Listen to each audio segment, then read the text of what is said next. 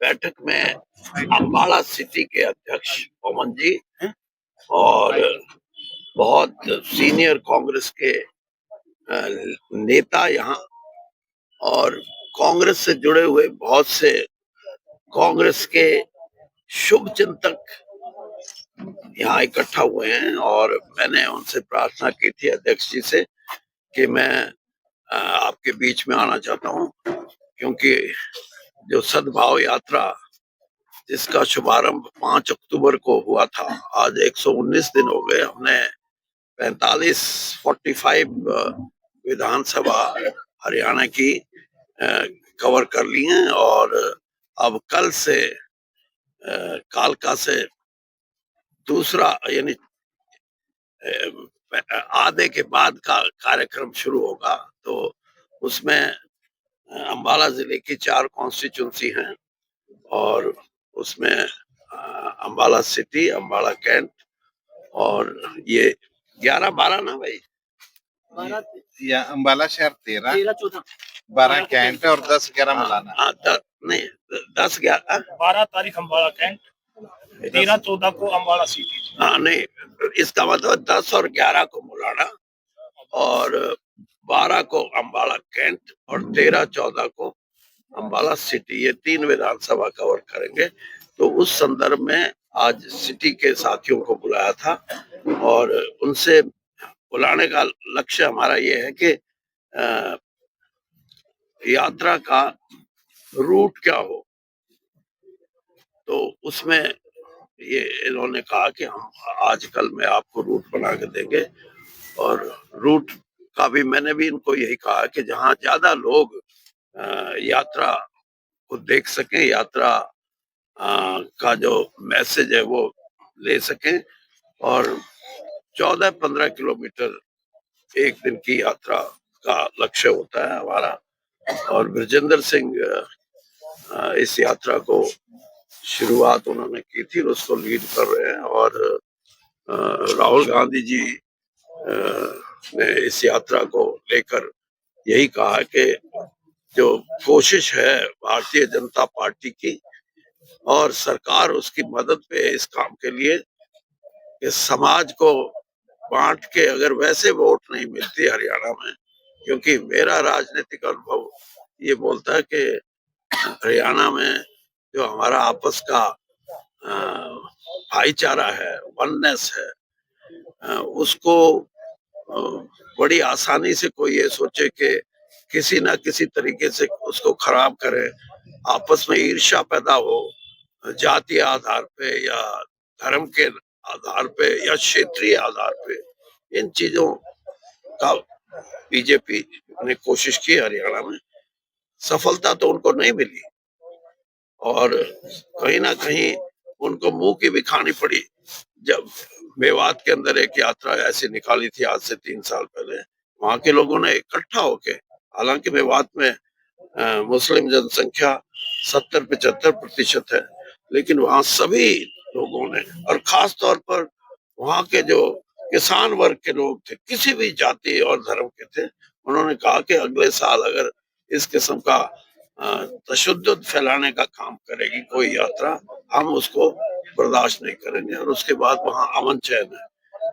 लेकिन चुनावी राजनीति में भाजपा को कहीं ना कहीं समाज को बांटने का जो उनका लक्ष्य था उसमें कुछ ना कुछ सफलता मिली और वो सबसे बड़ा कारण था कि तीसरी बार उनको दोबारा से सत्ता में आना पड़ा। हालांकि वो खुद नहीं मानते थे कि हम आएंगे, लेकिन ये बड़ा एक फैक्टर है जिसको मैं ये मानता हूँ कि हरियाणा में सामाजिक जो तोड़ने की जो एक उनकी बात है और जिनका उन्होंने असरदार तरीके से प्रयोग किया है, हम ये समझते हैं कि हम आज के दिन मैदान में नहीं निकलेगा कांग्रेस का आदमी इस ध्येय के साथ कि हरियाणा का भाईचारा, क्योंकि इसमें सीधा है कि कांग्रेस का हाथ भाईचारे के साथ, इस यात्रा का स्लोगन है ये। और सद्भाव यात्रा तो आप जानते ही, उसको हमने शुरू किया है और सभी कांग्रेस के, खास तौर पर कांग्रेस के कार्यकर्ता जो किसी ना किसी रूप में पिछली हार को से हतोत्साहित, यानी उनको लगा था कि कुछ ना कुछ उठने का हो, तो एक कोशिश ये भी थी कि हम पार्टी को मजबूती से उठाएं। तो जहां पार्टी उठेगी, मैं लेकिन पार्टी से भी ज्यादा मजबूती हम अपने समाज के रूप में भी, जो हमारा सामाजिक एक जिम्मेदारी भी बनती है एक राजनीतिक दल की हैसियत से। और मैं बात ये इसलिए कह रहा हूँ कि क्षेत्रीय पार्टी हरियाणा की ये काम नहीं कर सकती, क्योंकि वो तो खुद जातिवादी पार्टियों हैं, जो जातिवादी विचारधारा पे आधारित है। तो इसलिए कांग्रेस ने ये पहल की है और लोगों का बहुत बड़ा और खास तौर पर बुद्धिजीवी वर्ग का बहुत बड़ा हमारे को प्रोत्साहन मिल रहा है। और हर वर्ग का आदमी, और जैसे मैंने बुद्धिजीवी की बात की, चाहे कोई लेक्चरर है, कोई टीचर है, कोई डॉक्टर है, कोई इंजीनियर है, कोई सीए है, चार्टर्ड अकाउंटेंट है, कोई लॉयर्स हैं, सभी लोग इस यात्रा को सही मानते हैं और उनका सबका एक किस्म से समर्थन भी हमारे को प्राप्त है। और कांग्रेस के हजारों साथी हर किस्म से इस यात्रा में किसी न किसी सक्रिय रूप से अपनी हिस्सेदारी डाल रहे हैं। तो यहाँ तो मैं पहले भी, आज से मेरे ख्याल में 2 साल पहले शैलजा जी ने एक यात्रा की थी, उस यात्रा में भी मैं शामिल हुआ था, उसका भी हमारे को यहाँ के लोगों ने बहुत समर्थन दिया। और अंबाला का जो क्षेत्र है, ये हरियाणा में राजनीतिक तौर पे ऐसा क्षेत्र है जहाँ 1857 की क्रांति, लोग तो कहते ना मेरठ से शुरू हुई। अंबाला से 9 घंटे पहले मेरठ की क्रांति की शुरुआत का आगाज अंबाला से 9 घंटे पहले 1857 में हुआ था। तो ये क्षेत्र पूरे तौर पे कांग्रेस का गढ़ रहा है और कहीं ना कहीं किसी ना किसी रूप में हमारा ये कोशिश रहेगी कि जहां हम इस यात्रा को मजबूती दे रहे हैं, वहां कांग्रेस जन भी इस यात्रा में जुड़ के पार्टी को भी मजबूत करेंगे। सर, अंबाला शहर से विधायक निर्मल सिंह है, वो आज पहुंचे नहीं, आपसे उनका संपर्क हुआ था? मैं तो संपर्क करता नहीं, मैंने तो इनसे भी मेरा संपर्क नहीं हुआ जी। मेरे जो यात्रा कर रहा है वो ब्रजेंद्र सिंह है, नाम में फर्क है, मैं ब्रजेंद्र सिंह वो ब्रजेंद्र सिंह। तो ये सवाल तो उससे पूछना। ठीक है जी। हाँ, बाकी मुझे ये पता है कि शायद आज या कल निर्मल सिंह जी से भी उनका संपर्क हुआ होगा, मैं आई एम नॉट श्योर। जी। और बाकी अगर आप पड़ोस की तरफ निगाह लगा के देख लें तो यहाँ कांग्रेस के अध्यक्ष भी हैं और अभी हम यमुनानगर में दोनों अध्यक्ष, दोनों एमएलए, महिला कांग्रेस की अध्यक्ष, सभी कुछ तो है। बाकी मैं अपने साथियों को कह रहा था, ये जो घड़ी है ना, वॉच, उसमें जो एक तो सेकंड से चलने वाली निडल है, 1 मिनट से 1 घंटे से, तो जिनका आपने जिक्र किया वो हो सकता है घंटे के हिसाब से चलने वाली हो, जुड़ेंगे सब। सर, मनरेगा का नाम जो है वो बदल दिया गया है और उसको लेकर कांग्रेस प्रदर्शन तो कर रही है, लेकिन असरदार प्रदर्शन जो है वो दिखाई दे रहा है। देखिए, बात अब वही बात है कि मैं वैसे आपकी खबर के लिए एक खबर बना देता हूँ, बाकी तो आपने सवाल तो, लेकिन कई खबर बनानी भी जरूरी है ना। मैं जब मोदी जी की कैबिनेट में मिनिस्टर बना तो ये रूरल डेवलपमेंट, पंचायती राज, ड्रिंकिंग वाटर, सैनिटेशन, 3 मिनिस्ट्री मेरे पास थी और मनरेगा रूरल डेवलपमेंट का हिस्सा है। तो मैं शपथ ग्रहण के अगले दिन जब अपने दफ्तर में गया तो आपके ही मीडिया के कई दर्जन लोग आए मिलने मुझे, और उनमें से जैसे आपने पूछा, एक पत्रकार ने पूछा कि मंत्री जी, आपका मनरेगा के बारे में क्या विचार है? तो मैंने कहा, भाई मेरा विचार ये है कि मेरे को एक गरीब आदमी से बात करने का मौका मिला।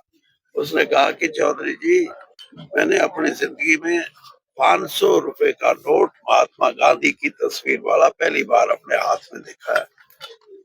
तो वो कहने लगे आप क्या बोल रहे हो, मीडिया के लोग। मैंने कहा क्यों, कि आपकी पार्टी तो विरोध में है।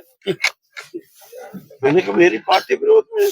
कहने लगे आपसे पहले जो वजीर थे इस महकमे के, उन्होंने कहा था कि मनरेगा का तो हम खत्म करेंगे। मैंने कहा भाई मेरे होते तो मनरेगा खत्म नहीं हो सकता। और मैं ऑन रिकॉर्ड बोल रहा हूँ कि 39 लाख की एलोकेशन की थी, 39,00,000 की, है ना, 39,000 करोड़ की। और मैंने उसी साल 62,000 करोड़, तो ये तो बर्दाश्त हुआ नहीं। और मेरे को क्या पता था कि बीजेपी खत्म करने पे है। तो हम जब हाउस में होते कई बार हाउस एडजन हो जाता ना, लड़ाई झगड़ा ये वो, तो सरदार मनमोहन सिंह जी हमारे पूर्व प्रधानमंत्री राज्यसभा के मेंबर थे। तो मैं उस जो बीच का समय था तो मैं उनसे जरा सत श्री अकाल नमस्ते करने गया। तो उन्होंने कहा भाई वीरेंद्र सिंह, मैं आपका एक बात से शुक्रगुजार हूँ कि हमारी मनरेगा को आपने बचा लिया। तो जब तक मैं रहा बचा के रखा। अब मनरेगा, क्योंकि इनकी किताब में गरीब, किसान, फौज, ये सारी चीजें लुप्त है नहीं। और आपने देखा होगा कि मनरेगा का जिस तरह से कॉन्स्टिट्यूट हुई है, उससे आप साफ अंदाजा लगाओ। अब वो कहते हैं हमने 95,000 करोड़ का बजट प्रोवाइड किया है। अब यू जस्ट इमेजिन कि मेरे होते हुए बस, और वो भी आज से 11 साल पहले।